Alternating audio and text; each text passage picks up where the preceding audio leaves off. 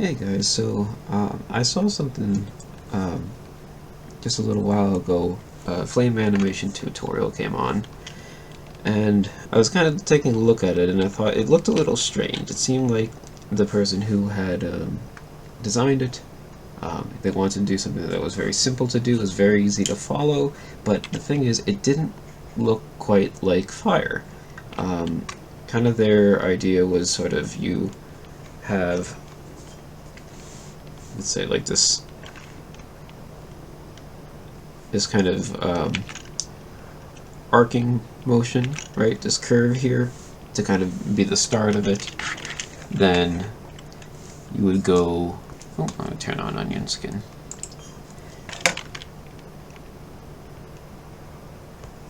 Kind of there.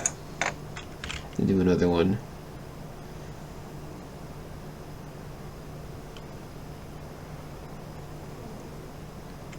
There. And again, now we reverse the direction.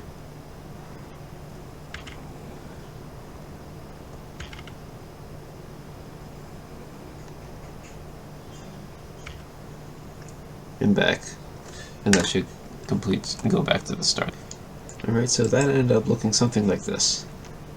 This kind of wagging back and forth motion. And that's like a wagging tail, right? So that was kind of the basis of their flame.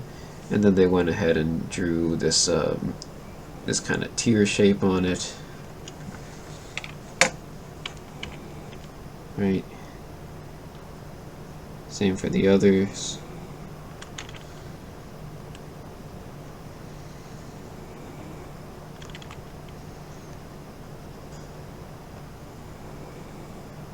Reverse it.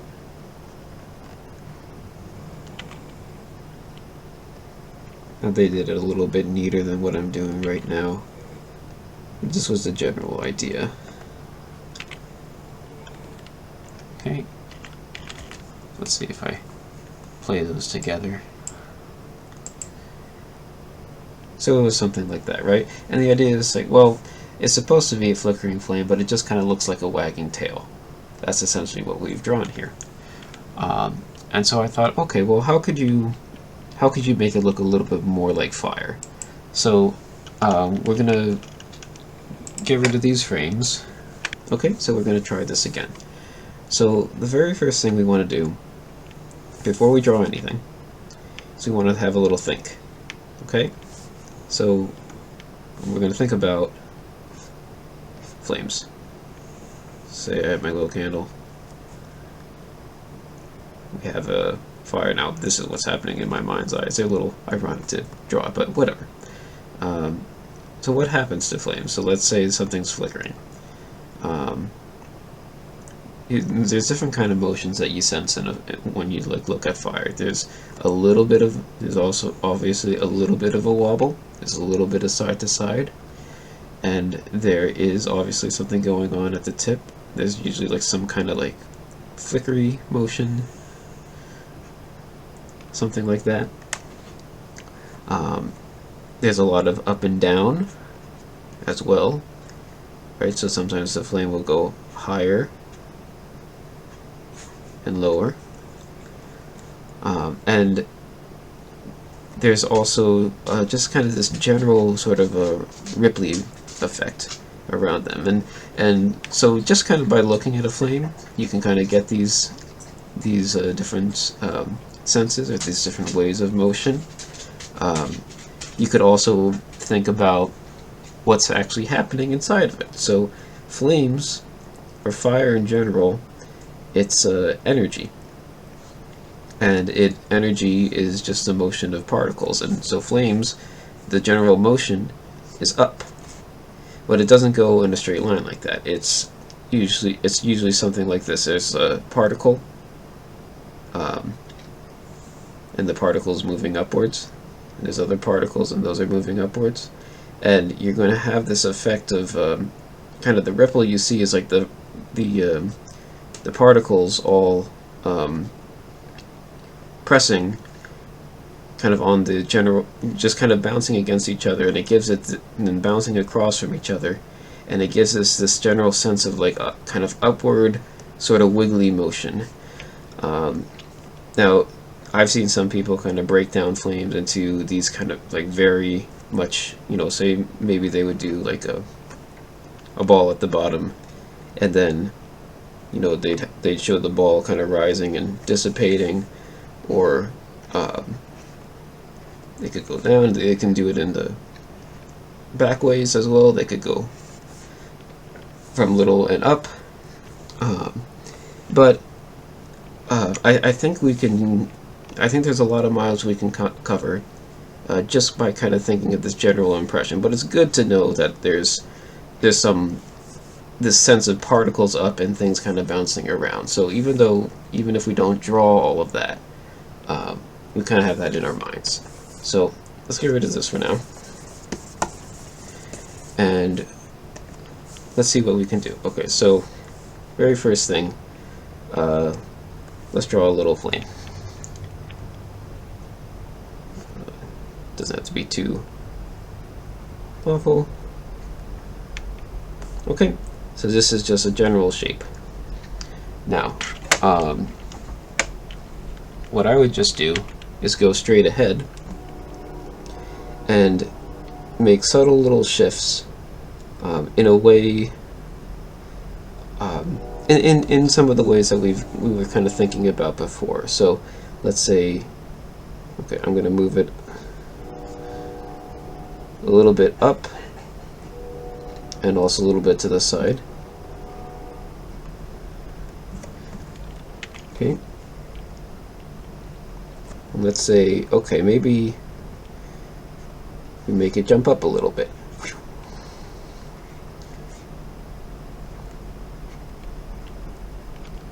You can think of our little squash and stretch there, right? It started out wide, but then we'll make it a little thinner.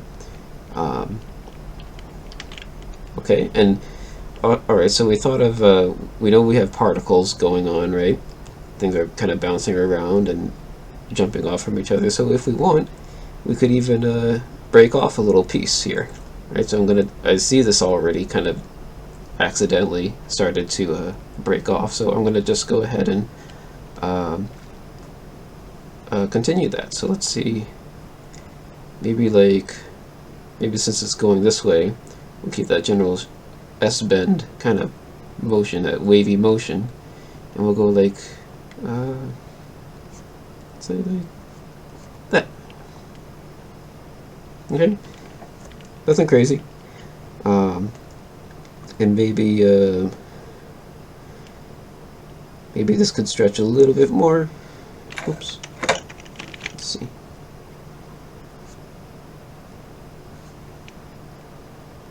And it can be like, we can imagine now almost like there's this void here, like there's a little hole that like pop.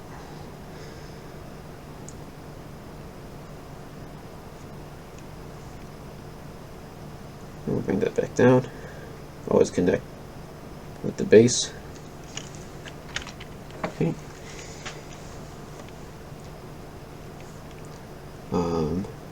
Let's say, yeah, we're just kind of gonna go with the flow here, and maybe if this was coming down, we can go. Let's go very down. Let's just see what happens. I'll make a big lump here, and maybe on this side as well.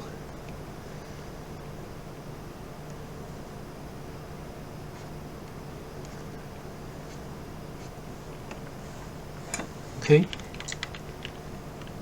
got a little ripple there. Then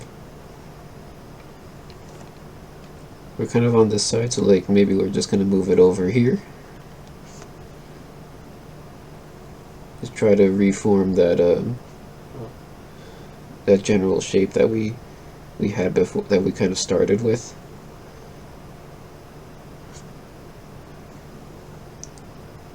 Wait a second. Maybe.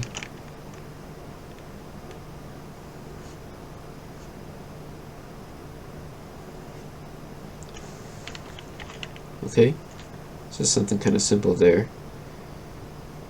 And then actually, I think we should bring this one down, this one up.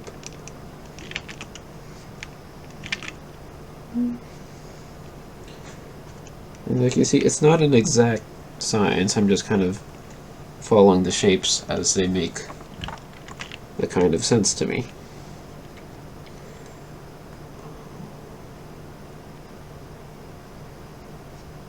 Maybe these parts merge now.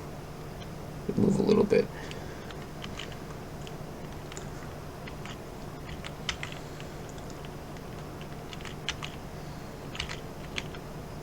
Okay, we'll make a new frame.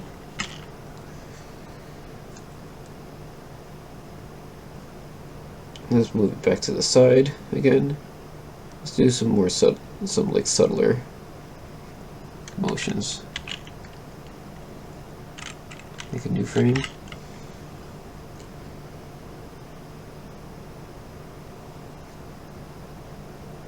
Just kind of reverse that.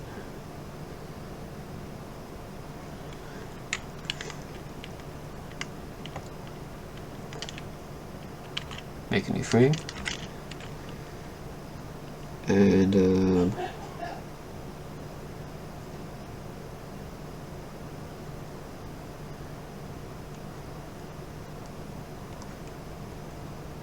let's see.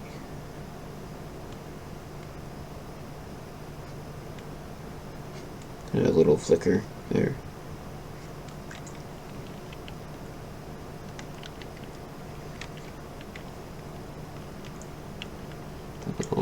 So that little S curve there kind of sets us up, and I see like, okay, I kind of want to bring this up and then put that up and then bring this part up again. So let's say like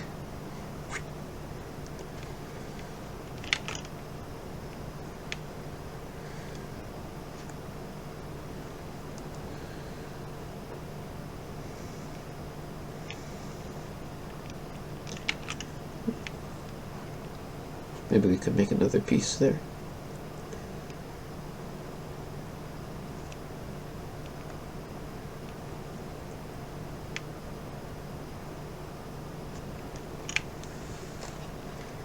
It's a weird shape, but I'll stick with that.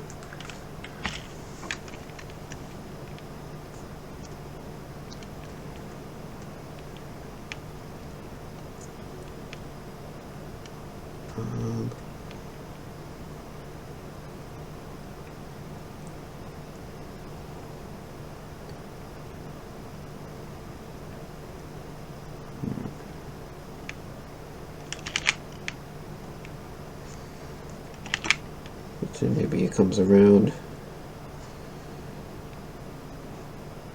You can have that little piece break off.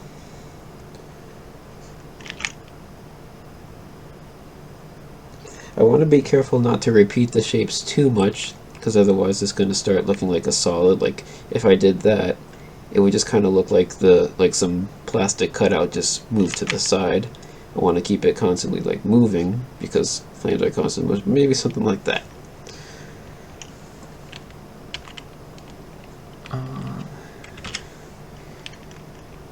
Then let's say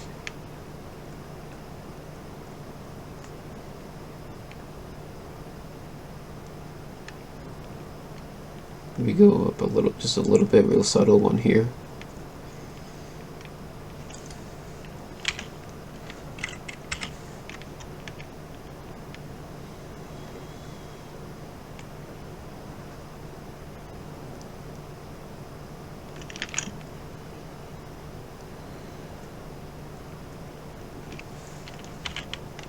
Okay.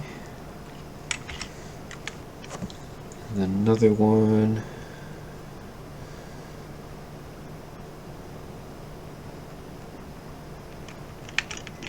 Maybe let's make it bounce down a little bit now.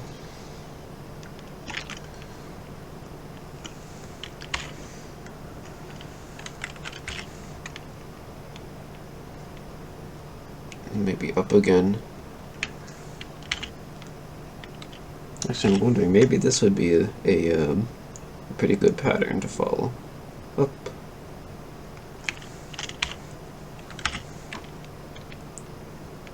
I'm going to try and keep that little rocking motion.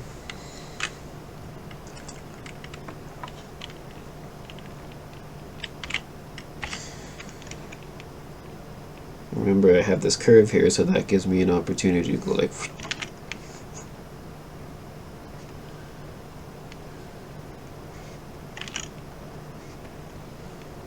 Introduce something else.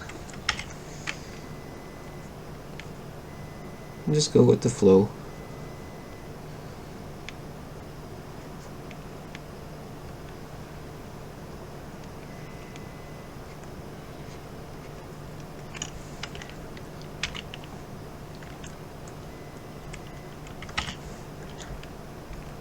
Oops.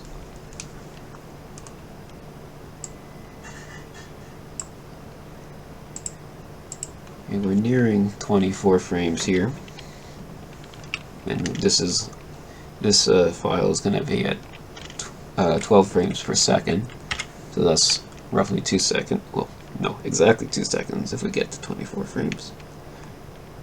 We might have gone to art school, but I can do math.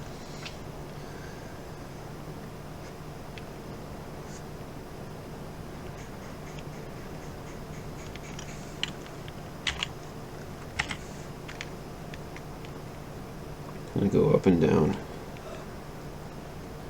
Oops. See, that's what I want to avoid. I don't want to do the same exact shape twice, because then that's going to look it's going to look a little strange. It's going to look like I've like a solid.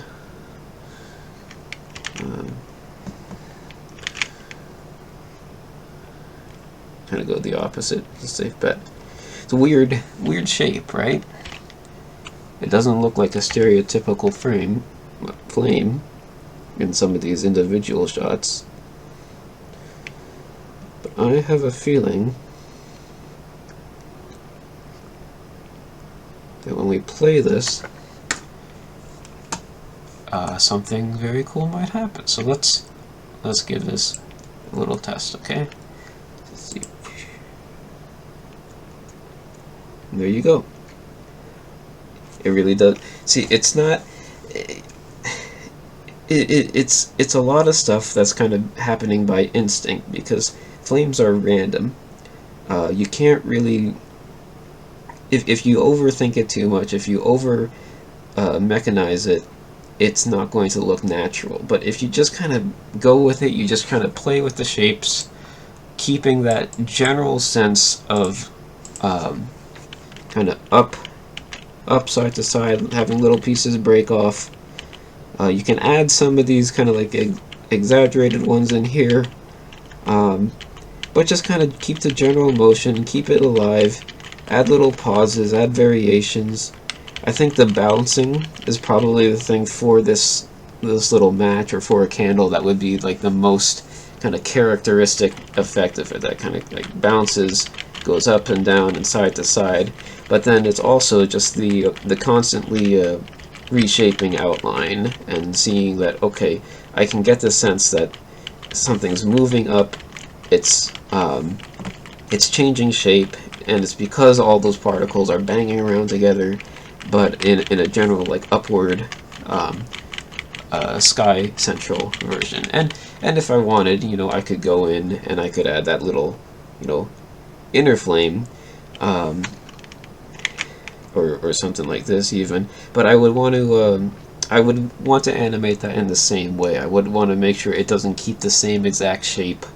It would that it would kind of morph and have that general sense of moving upwards, but not probably not as pronounced as the top one. But anyway, I hope that this is helpful. Again, this is just something I was thinking about after seeing one of those other videos, and like there's nothing wrong necessarily with the method of like breaking it down and trying to kind of turn it into a sort of mechanical art, but except for the fact that it starts to look a little artificial and a little bit too solid. So I'd say if you're trying to draw a flame or a simple fire like this, just kind of loosen up, just go ahead, straight ahead, see it banging around together, and just keeping in mind what a flame looks like from your own observations. And you should do your own observations.